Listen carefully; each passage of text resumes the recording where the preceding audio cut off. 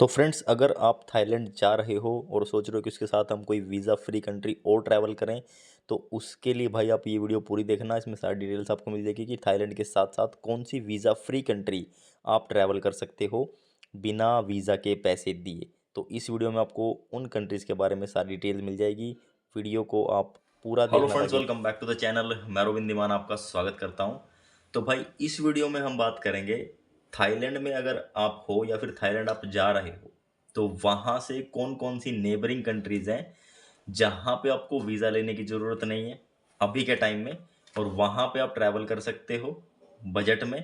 Travel history भी बना सकते हो और अपना पूरा जो ट्रैवल हिस्ट्री है उसको अच्छे से एक्सटेंड कर सकते हो। और भाई आगे इन फ्यूचर अगर आपको अच्छी कंट्री का वीज़ा लेना है तो उसमें वो आपके काफ़ी काम आएगी। और अभी के टाइम में जो कंट्रीज वीज़ा फ्री एंट्री दे रही हैं इंडियंस को, वो मैं आपको इस कंट्री बताऊंगा कि कौन कौन सी और कैसे आप ट्रैवल कर सकते हो इन कंट्रीज में। ठीक है, तो सबसे पहले भाई अगर आप थाईलैंड जा रहे हो, थाईलैंड क्या हुआ है कि भाई वीज़ा फ्री हो चुका है, आपको वीज़ा के पैसे नहीं देने हैं।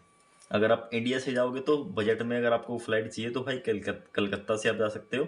सस्ती फ्लाइट्स मिल जाती हैं, अवेलेबल हो जाती है, आना और जाना दोनों। ठीक है, क्योंकि आपके पास इंडिया की रिटर्न टिकट भी होनी चाहिए। तो वो आप दिखा के आप थाईलैंड में एंट्री ले सकते हो। थाईलैंड में एंट्री लेने के बाद इसमें भाई नेबरिंग कंट्रीज़ हैं। सबसे पहले जो नेबरिंग कंट्री है वो है मलेशिया। और अभी भी मैंने वीडियो डाली थी तो कई बंदे पूछ रहे थे कि वीज़ा फ्री हो गई है तो हम क्या एंट्री ले सकते हैं, हम इस कंट्री में हैं, हम चाइना में हैं, हम जापान में हैं, हम क्या जा सकते। बिल्कुल जा सकते हो भाई, आप किसी भी कंट्री में हो वहाँ से आप डायरेक्ट फ़्लाइट लो मलेशिया के लिए और वहाँ आप जा सकते हो। तो थाईलैंड से मलेशिया के लिए आपको सस्ती फ़्लाइट मिल जाती है। बड़े बड़े ही बजट में आप इन कंट्रीज़ में ट्रैवल कर सकते हो।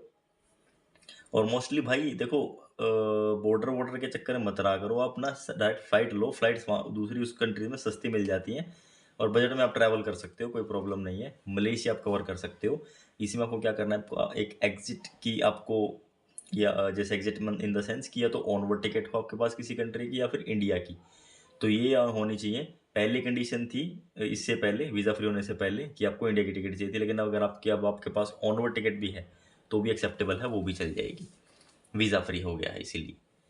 दूसरी कंट्री भाई जो वीज़ा फ्री है, जो सिर्फ और सिर्फ आपको एक पीआर करनी पड़ेगी, like just like e visa, तो वो कंट्री है हांगकांग। इसके साथ साथ आप हांगकांग भी कर सकते हो। भाई हांगकांग में सिर्फ आपको पीआर चाहिए, आपको होटल बुकिंग चाहिए और आपके एक रिटर्न टिकट होनी चाहिए। तो थाईलैंड अगर आप जा रहे हैं तो बजट में फ़्लाइट्स मिल जाती हैं भाई 8 से 10 हज़ार रुपये में, बड़े आराम से फ़्लाइट मिल जाती है। वीजेट भी जाती है, एयर एशिया भी जाती है, कई सारी एयरलाइन जाती हैं, तो वो भी आप इसके साथ कवर अप कर सकते हो। और हांगकांग के साथ आप मकाऊ भी कर सकते हो भाई। और बहुत सारे लोग अभी क्या कर रहे हैं, अभी थाईलैंड जा रहे हैं सीधा मकाऊ भी जा रहे हैं, डायरेक्ट भी आप मकाऊ मकाऊ जा सकते हो। अगर हांगकांग से जाओ तो बाय फेयर या फिर बाय बस, क्योंकि वो बिल्कुल नज़दीक है और बड़ा ही ईजी प्रोसेस है वहाँ पे जाना। वो ऐसा नहीं कि जैसे लाओस और कंबोडिया में थाईलैंड में प्रॉब्लम होती है बॉर्डर में जाने में, बहुत सारे लोग बताते हैं, वहाँ पे ऐसा नहीं है। तो थाईलैंड के साथ साथ हांगकांग और मकाऊ भी कर सकते हैं। तो ये 4 कंट्री है जो सिर्फ वीज़ा फ्री है, मतलब यहाँ पे आपको वीज़ा के पैसे नहीं लगेंगे, बिल्कुल वीज़ा फ्री है ये कंट्रीज़। और इन कंट्रीज़ में आप जाओगे, ट्रैवल हिस्ट्री भी बनेगी आपकी, आपका आपका जो ट्रैवल जो नॉलेज भी मिलेगी।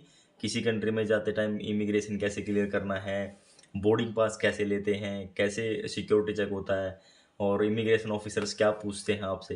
तो बड़े कॉन्फिडेंट आप हो जाते हो अगर 3-4 कंट्री में आप ट्रैवल कर लोगे एक साथ। कई बंदे पूछ रहे थे कि कैसे कैसे क्या प्लान करें। भाई थाईलैंड जाओ, देखो थाईलैंड वहाँ पे जैसे अभी मिड लिस्ट में दुबई है, दुबई से बहुत सारी फ़्लाइट जाती हैं, कुछ फ़्लाइट सस्ती भी मिल जाती हैं।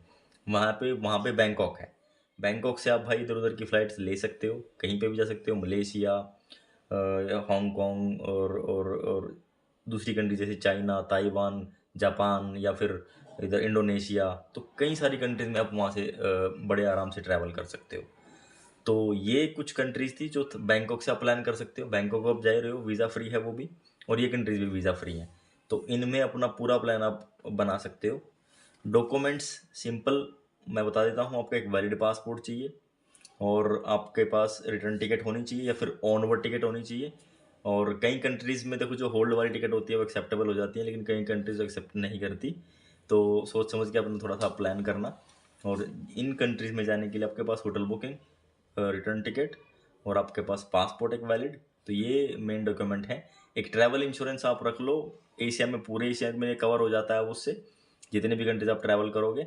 और उस ट्रैवल इंश्योरेंस से आपको ये बेनिफिट रहता है कि अगर आपका कई चीज़ें कवर करता है, वो आपके बैगेज लॉस भी कवर करता है, आपका पासपोर्ट लॉस भी कवर करता है। तो वो फैसिलिटी के हिसाब से आप देख के खुद बुक कर लो, पॉलिसी बाजार से सस्ते में मिल जाता है और वो आपके काम आएगा इन केस अगर कोई इमरजेंसी होती है आपकी हेल्थ को लेकर, तो वहाँ पे बहुत काम आता है। अदरवाइज भाई मोटा बिल बन जाता है, बहुत काफ़ी सारे पैसे लग जाते हैं अगर बाहर आपको कुछ इमरजेंसी हो जाती है तो सेफ्टी के लिए है, वो मैंडेटरी नहीं है, वो आपकी मर्जी है, आप करो या ना करो, वो आपकी मर्जी है।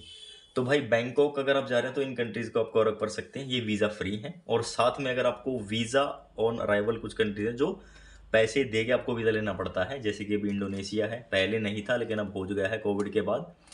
कोविड के बाद इंडोनेशिया भी अगर आप थाईलैंड से करना चाहो तो वो भी आप कर सकते हो, ठीक है। वहाँ पे आपको वीज़ा लेने की ज़रूरत नहीं है, पहले आपको जाके वहाँ पे वीज़ा मिल जाएगा पैसे दे के, ठीक है।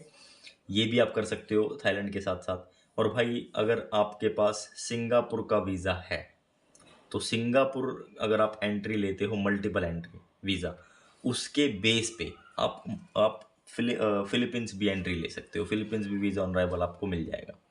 तो ये बेनिफिट आप उठा सकते हो। इस तरीके की कई सारे नॉलेज से रिलेटेड इन्फॉर्मेशन हमने वीडियोज़ हमने पहले ही डाल रखी हैं चैनल पे, काफ़ी सारे लोगों ने देखी भी हैं, उनका फ़ायदा भी उठाया है। तो आप भी इन वीडियोज़ को लेटेस्ट अपडेट्स के साथ शेयर ज़रूर किया करो ताकि और भी लोगों तक इन्फॉर्मेशन पहुँचे। तो ऐसे बहुत सारे बंदे कंफ्यूज रहते हैं भाई, उनके लिए थी इन्फॉर्मेशन थोड़ी सी, क्योंकि जो ट्रैवल करते हैं तो कंफ्यूज रहते हैं और मुझसे आके पूछते हैं। तो मैं वीडियो के थ्रू आपको बता रहा हूँ ये इन्फॉर्मेशन, और ये आप इसको आप शेयर ज़रूर करना। तो किसी भी भाई का कोई डाउट रहता है तो भाई तो आप एक काम किया करो, मेरी सबसे रिक्वेस्ट है, आप कई बार मैसेज भेज देते हैं, फॉलो नहीं करते, कुछ नहीं करते, तो उसमें क्या होता है कि कई बार मेरे पास मोस्टली टाइम स्पैम में मैसेजेस आते हैं जो कि मुझे पता नहीं चलता, जब वो मैं डायरेक्टली उसमें जाके देखता हूँ तो ही मुझे पता चलता है, ऐसे नहीं पता चलता। तो भाई सबसे रिक्वेस्ट है कि आप फॉलो किया करो और मैसेज तभी करो जब आप फॉलो करो, उसके बाद मैसेज करो, फिर वो स्पैम में नहीं जाता, फिर वो मेरे पास रिक्वेस्ट में आ जाता है। और बहुत सारे बंदे फ्रेश अकाउंट बनाते हैं और उससे मैसेज करते हैं, तो भाई वो मेरे पास कई बार मैसेज ही नहीं डिलीवर होता, आप बोलते हो कि फिर कमेंट करते हो कि मैसेज आया। तो ऐसा किया करो भाई, ये सबसे रिक्वेस्ट है, इसको शेयर कर देना। फिर मिलूंगा आपसे नेक्स्ट वीडियो में, till then take care, bye bye.